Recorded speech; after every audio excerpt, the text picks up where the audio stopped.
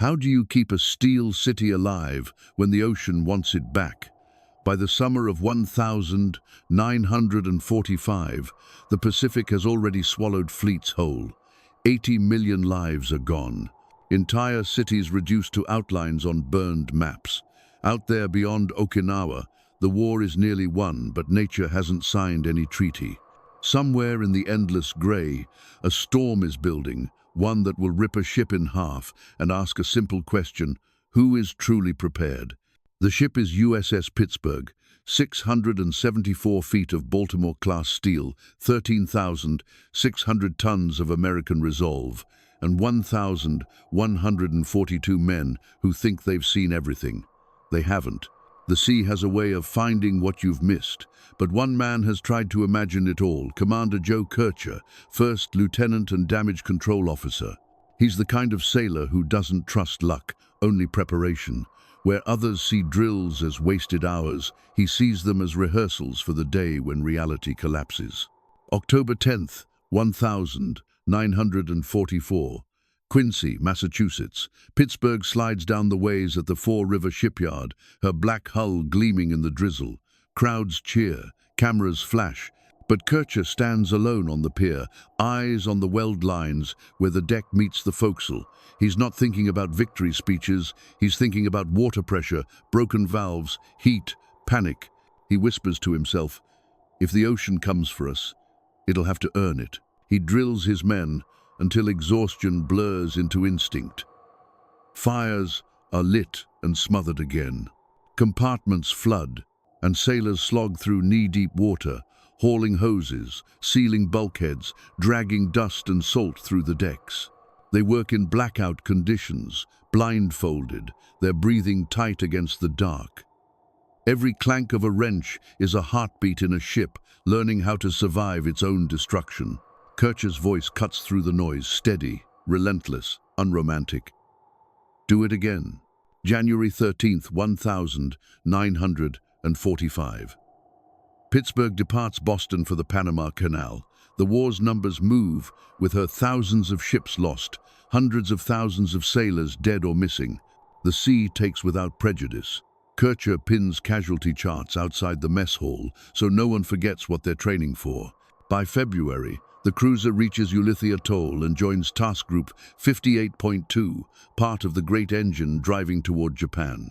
Under Captain John Gingrich and Executive Officer Horatio Rivero, the Pittsburgh learns the rhythm of war: flight ops, alerts, drills, endless coordination. On March 19th, disaster hits nearby. The carrier USS Franklin erupts after a bombing run, fire turning her deck into a sunrise of flame. Pittsburgh rushes alongside as explosions hammer the horizon. Rivero takes the helm, towing the crippled giant through chaos. Kercher's men swarm through choking smoke, sealing leaks, hauling survivors. They act like a machine built for crisis, because that's exactly what they've become. By June, the air feels heavier. The guns have cooled, but the weather has teeth. June 4th, barometers fall like lead weights. The first gusts hit, 50 knots, 60, 70.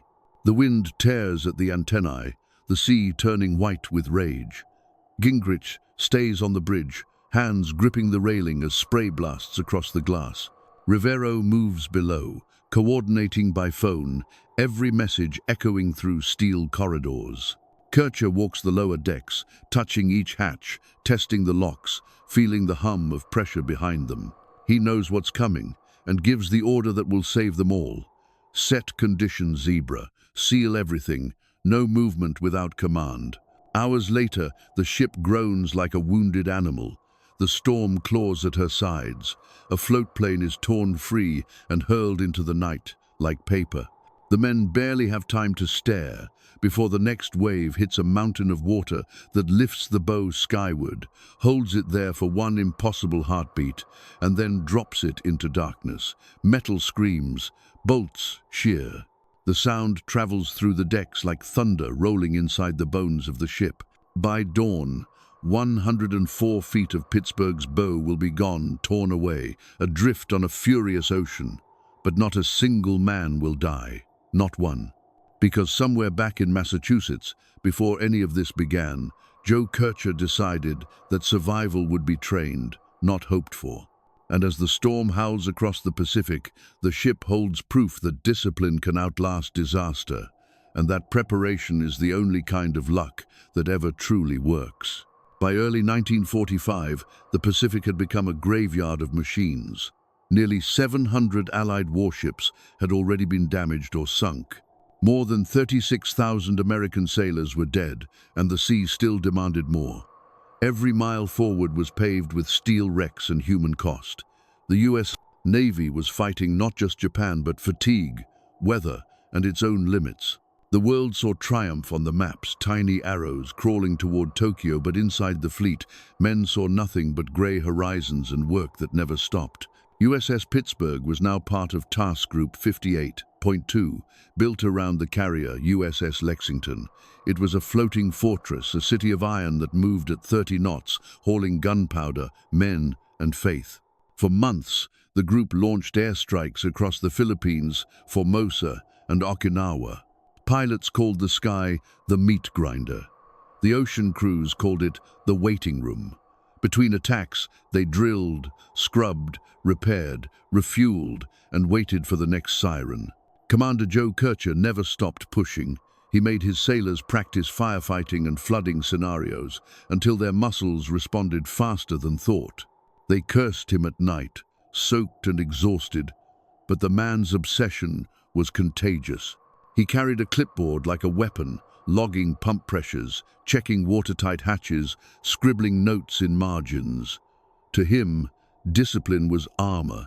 The 19th of March, 1945, off the coast of Japan. A bright morning, wind from the west, calm seas. Then it happened. 2 Japanese bombs slammed into the aircraft carrier USS Franklin. One pierced the flight deck, detonating among fueled planes. The other ignited ordnance stores. Within seconds, the ship turned into a furnace. Flames climbed higher than the bridge. Aviation fuel cascaded across the deck, turning it into a river of fire. Inside, temperatures reached 1,000 degrees Fahrenheit. More than 800 men died within minutes. The sky filled with black smoke and debris. From miles away, the Pittsburgh saw the column of smoke rising. Captain John Gingrich gave no speech, no pause. "Helm, bring us in," he ordered. The cruiser turned toward the inferno.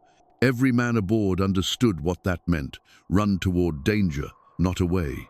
As Pittsburgh approached, debris rained into the sea, burning aluminum, fragments of aircraft, pieces of men's work. The carrier was dead in the water, drifting, flames eating through her decks. Small explosions rippled across her frame like drumbeats of destruction. Kercher's voice snapped over the loudspeaker. "Damage control parties, stand by. You're going in close." The men moved without hesitation. Drills had stripped fear from reflex. At 1,142 strong, Pittsburgh's crew became a rescue machine. Lifeboats lowered, lines thrown.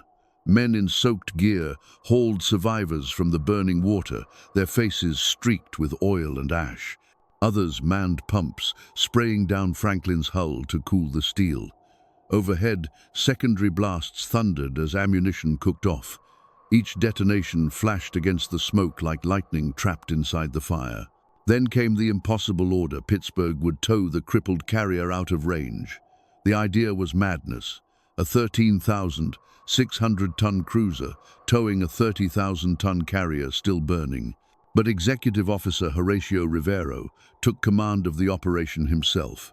He stood on the fantail, 1 foot on the towing cable, his hand gripping a field phone connected to the bridge. Rivero became the link between Gingrich above, Kercher below, and the chief engineer deep in the bowels of the ship. The first attempt to attach the tow line failed. The wind and current fought them, the ocean clawing at every cable. The second attempt succeeded barely. Steel wire groaned under tension. Rivero could feel the vibrations through his boot, as if the sea itself was pulling back. "Ease her ahead," he called. Gingrich repeated the command. In the engine room, The chief engineer adjusted throttles by single revolutions, keeping just enough tension to move, but not snap the line.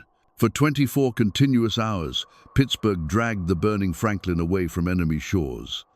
The ocean boiled around them from the heat. Sailors on deck fed hoses, sprayed foam, shouted over the roar. Each man operated like a piston in a great engine, synchronized, disciplined, relentless. The sea threw spray against their faces, salt mixing with soot.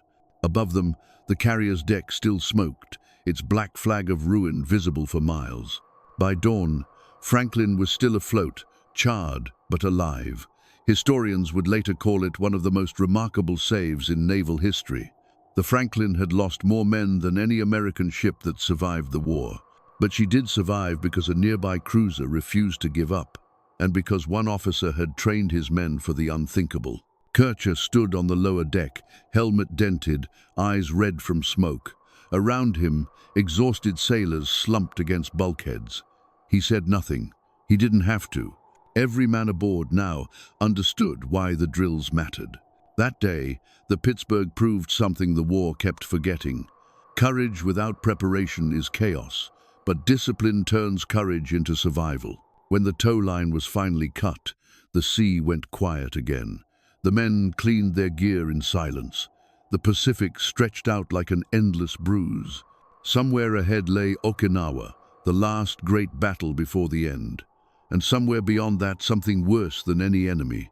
The fleet believed the worst was behind them. They were wrong. In less than 3 months, Pittsburgh would face an enemy that no man could fight, no flag, no fleet, only the raw fury of nature. The same training that had saved the Franklin would soon be tested against the ocean itself.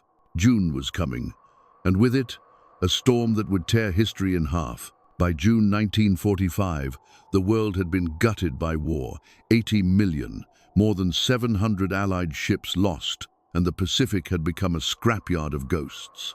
USS Pittsburgh, a 13,600-ton cruiser with 1,142 men, steamed with Admiral Halsey's Third Fleet off Okinawa. The crew was drained, the sky the color of iron.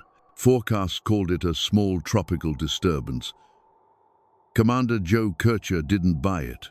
He knew the ocean's language, and he remembered Typhoon Cobra 6 months earlier, which had sunk 3 destroyers and killed 790 sailors in one night. June 4 began with grey seas and ended in chaos.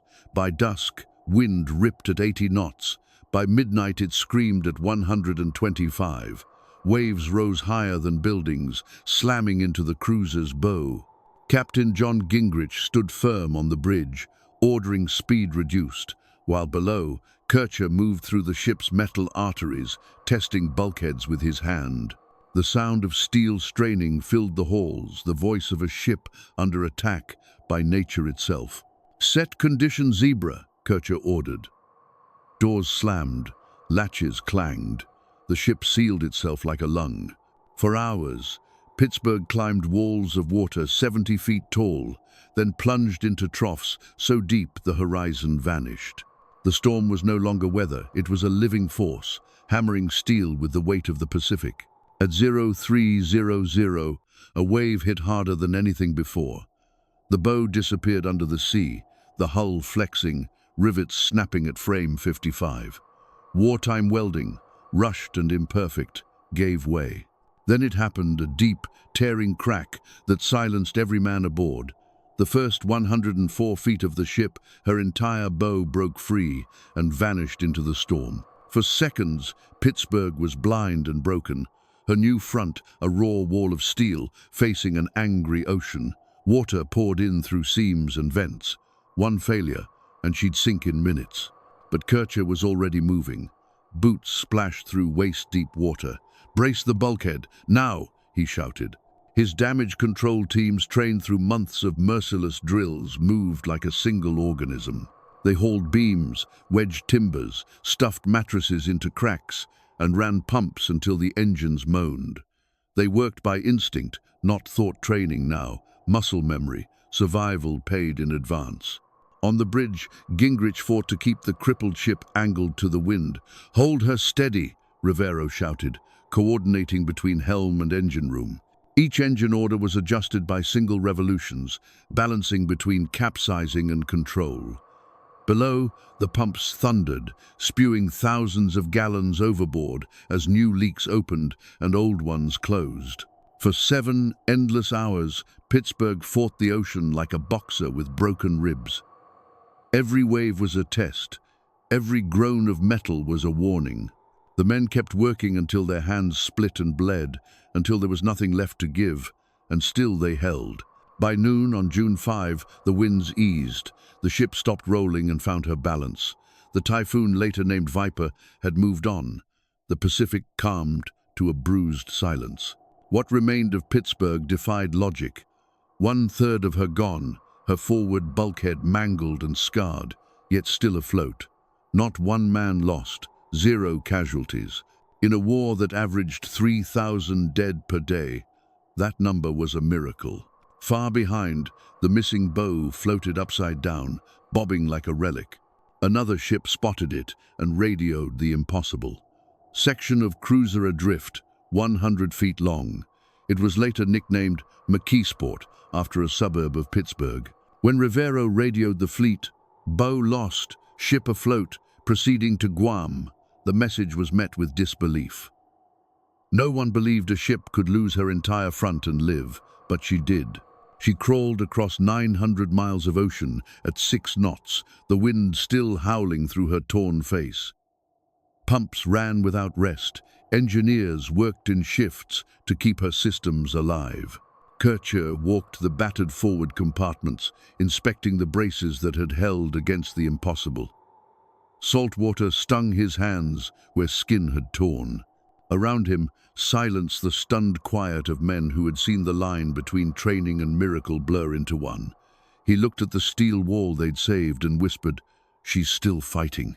By the time Pittsburgh limped into Guam, her crew had been awake for nearly 4 days.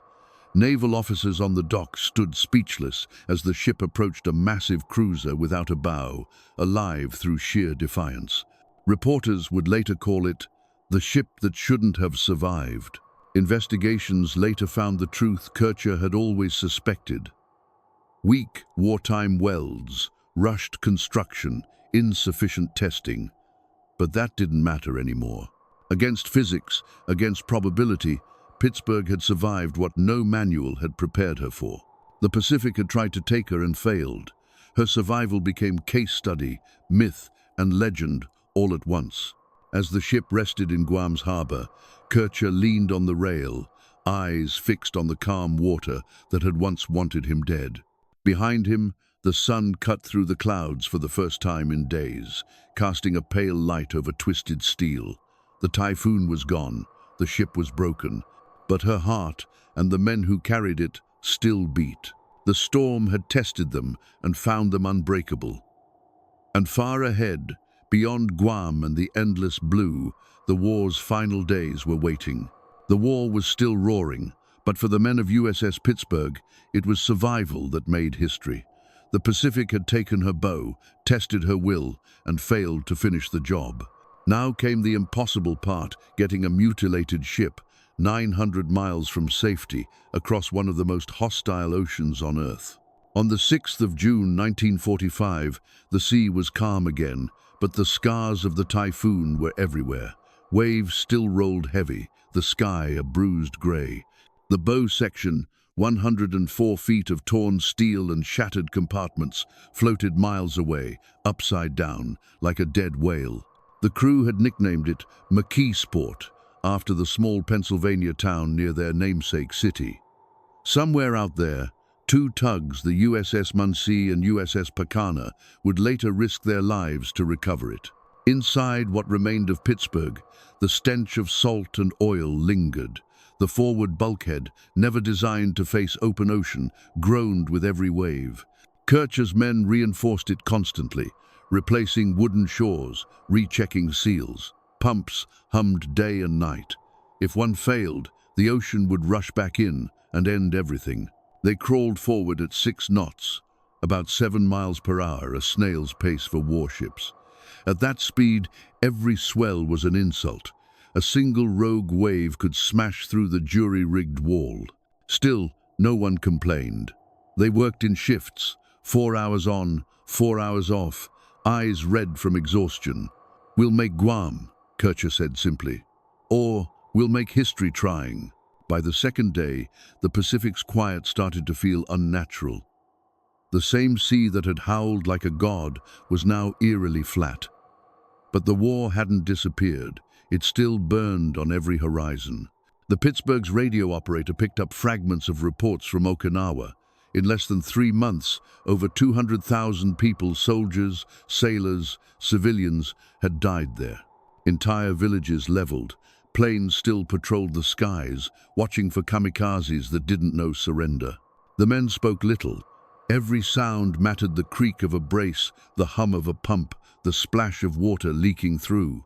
Kercher kept a running tally of gallons pumped per hour, valves checked, timbers replaced. He treated the ship like a living patient in critical care. The chief engineer, whose name history somehow forgot, managed to keep the generators alive for 6 days straight. Not once did the lights go out. Not once did the water gain on them. Admiral Halsey, hundreds of miles away, received the daily reports with disbelief. The Navy's own records listed Pittsburgh as heavily damaged, presumed unsalvageable. Yet there she was, limping westward, each revolution of her propellers a small miracle. June 8, halfway to Guam. The crew spotted their lost bow floating on the horizon, still stubbornly afloat, 1,000 tons of useless defiance. "That's our ghost," one sailor muttered. The tugs, Muncie and Pecana, later reached it, lashing cables to the twisted hulk, dragging it behind them like a trophy of survival. The Navy would eventually tow it all the way to Guam, just to prove it existed. By June 9, fatigue had set in. The men looked decades older. They'd fought a storm, then fought the ocean itself, and now they were fighting time. Every valve they touched was rusted, every pump ready to seize. Salt water ate through metal faster than they could patch it. Yet every time something failed, someone fixed it. There was no panic, only purpose. They had learned discipline the hard way through survival. At dawn on June 10, Guam appeared on the horizon, dark hills rising from the sea like an answered prayer. No one cheered. They just stood on deck, staring in silence as the harbor took shape. 6 days earlier, they'd expected to die. Now, a ship without a bow was coming home. When Pittsburgh finally entered Upper Harbor, the docks were already lined with sailors, mechanics, and officers. They stopped talking when they saw her, a heavy cruiser that looked sliced in half, still moving under her own power. Cameras flashed, some men wept, others simply saluted. As tugs helped her dock, the damage came fully into view. The front of the ship looked like an open wound, twisted girders, peeling plates, and the massive reinforced wall Kercher's men had built from timbers and sweat. And yet, inside, everything that mattered had held: pumps, power, crew, all alive, not one casualty. When reporters arrived, Captain Gingrich gave the only answer that fit: good men, good training, and a little luck. But every man aboard knew it was more than luck. It was Kercher's obsession, the drills everyone had hated, the endless repetitions, the fire and flood simulations. Preparation had turned into salvation. Naval engineers swarmed the ship within hours, taking photographs, measuring fractures. They found the truth in steel. Substandard wartime welds had caused the failure. The discovery led to emergency inspections across the entire Baltimore-class fleet. Several cruisers were pulled from service for reinforcement. Pittsburgh's near-death saved ships that hadn't even been hit. Within 2 weeks, the Navy built her a temporary front, a flat steel plate bolted and braced like a shield. Sailors nicknamed it the stub bow. It wasn't elegant, but it worked. By the 24th of June 1945, she was declared seaworthy again. Her orders: sail home. Slowly. Alone. The war was almost over. Japan's defenses were collapsing. Atomic tests were weeks away. But on the open Pacific, Pittsburgh still looked like a ghost, a ship with no face, crossing a sea full of memories. As the cruiser left Guam, Kercher stood on deck, the wind cutting across his face. He looked back once, at the place that had rebuilt her, and said nothing. Some stories don't need words. That night, under a fractured moon, the ship moved forward 6 knots of stubborn resolve. Behind her trailed legends, a broken bow, a surviving crew, and a typhoon that failed to finish what it started. Soon, they would reach Puget Sound, where welders would give Pittsburgh a new front, and the war itself would end in fire over Japan. But for now, in that long grey twilight between battle and peace, she was proof that steel can shatter and still endure if the hands holding it refuse to let go. And as the Pacific rolled quiet under her keel, one truth lingered in every sailor's mind. The ocean had tried to take her, but Pittsburgh had already learned how to fight back. The Pacific was quiet now, eerily quiet. The guns that had shaken the world were falling silent one by one. Japan was collapsing under firebombs and hunger. The empire's cities, Tokyo, Osaka, Nagasaki, were turning to dust. But in that same silence, one battered warship was still moving, still alive, still proving that survival was an act of will. The USS Pittsburgh, the cruiser that had lost her face to the sea, was going home. It was the 24th of June 1945 when Pittsburgh departed Guam. Her makeshift stub, bow flat, crude and ugly, cut the waves like a scar stitched across a wound. Welders had worked around the clock, bracing the ship with new steel ribs and riveted plates. It wasn't beauty, it was defiance made visible. She moved slowly, at 10 knots, crawling across the Pacific like a ghost of war, dragging the memory of Typhoon Viper behind her. The men on board had changed. They weren't sailors anymore, they were survivors. Every sound, every vibration from the hull made them flinch, yet they kept their posts. Pumps still ran. Bulkheads were checked every hour. Kercher never stopped walking the decks, his boots clanging against the patched steel. He didn't talk much anymore. His obsession with drills had become faith, faith proven in salt water and fear. The Pacific stretched endlessly ahead, black and silver under a tired Sunday. Around them, the war was ending. Okinawa had finally fallen, 200,000 dead, civilians and soldiers together. The US Army was already preparing for the invasion of Japan, estimating 1 million American casualties if it happened. The atomic project was nearing its final, terrible test. Everyone aboard Pittsburgh knew they were sailing through the last chapter of a world on fire. By early July, the cruiser sighted Hawaii's distant peaks. The temporary bow had held. Not a single major system had failed. She'd traveled over 5,000 miles since the storm that should have ended her. When she entered Pearl Harbor, the same harbor that had started America's war, sailors on other ships stood at attention. Some saluted, others simply stared. They'd heard rumors a ship that had lost its front but refused to sink. Now they saw the truth. From Hawaii to Puget Sound in Washington took another 2 weeks. By then, the war's tide had fully turned. American submarines strangled Japan's supply lines. B-29 seconds erased cities. And on August 6, the sky itself split open over Hiroshima. Then Nagasaki. 2 flashes, 2 cities gone, over 120,000 lives, sacrificed in minutes. The numbers were incomprehensible. The war that had started with steel and blood ended in light and ash. When Pittsburgh arrived at Puget Sound on the 16th of July 1945, her crew stepped off into a world already shifting toward peace. The shipyard workers who met them fell silent at the sight her bow gone, her frame dented, her sides still streaked with rust and storm scars. One worker whispered, "She shouldn't be here." The Navy didn't waste time. Engineers swarmed the ship with clipboards and cameras. They studied every fracture, every torn weld. Reports later confirmed what Kercher had long suspected. The forward deck had been welded improperly under wartime pressure. The Typhoon had simply exposed the truth that rushed production had hidden. Still, the repairs began immediately. A new bow, sleeker, stronger, built to last, rose from the scaffolds. The process took 6 months, hundreds of welders and tons of steel. When it was done, Pittsburgh looked whole again, but the scars remained inside her crew. While she was being rebuilt, the war ended. Japan surrendered aboard the USS Missouri on the 2nd of September 1945. Sailors cheered in Times Square. The world exhaled after 6 years of suffocation. But for the men of Pittsburgh, the victory felt quieter, deeper. They had already seen the worst the world could offer and survived it without firing a shot. Commander Joe Kercher received the Legion of Merit for his leadership during the Typhoon. The citation praised his unparalleled preparation and coolness under catastrophic conditions. To the men, it was simple. He'd saved their lives before the storm even began. Every soaked drill, every harsh command, every sleepless night had been insurance paid forward.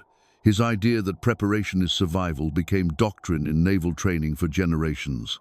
Executive Officer Horatio Rivero, who had kept communication flowing during those 7 hours of hell, continued his rise. He would become the Navy's first Hispanic 4-star admiral, eventually serving as Vice Chief of Naval Operations. In every interview, when asked about the storm, he said the same thing: courage matters, but training keeps you alive. And the anonymous chief engineer, the man who had kept power steady while the ship's bow ripped away, was remembered in every debriefing as the soul of calm. His name didn't survive the official records, but his work did. The pumps that never failed became legend in every damage control classroom across the Navy. By 1946, Pittsburgh was whole again. She never returned to combat. The war had ended before she could fire another shell. She spent her last years as a reminder: what the sea takes, the will can reclaim. When the Korean War began, she sailed again, her new bow cutting through the same waters that had once tried to destroy her. This time, the Pacific behaved. She was finally decommissioned in 1956, struck from the Navy list in 1973. Her steel was sold for scrap, but her story, the ship that lost her bow and lived, never faded.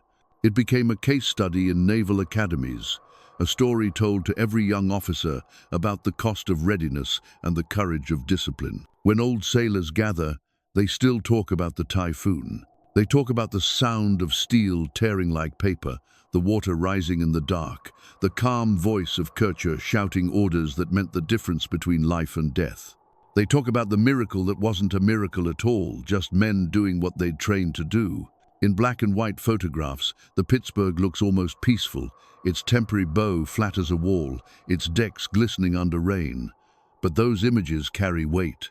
Behind every rivet is a story of 1,142 men who refused to surrender to nature, to chaos, or to chance. The war taught nations how to destroy. Pittsburgh taught how to endure. When her final logbook closed, one entry stood apart. The 5th of June 1945, bow lost, all hands safe, proceeding to port. That single line, written amid the fury of a world unraveling, outlasted the war itself.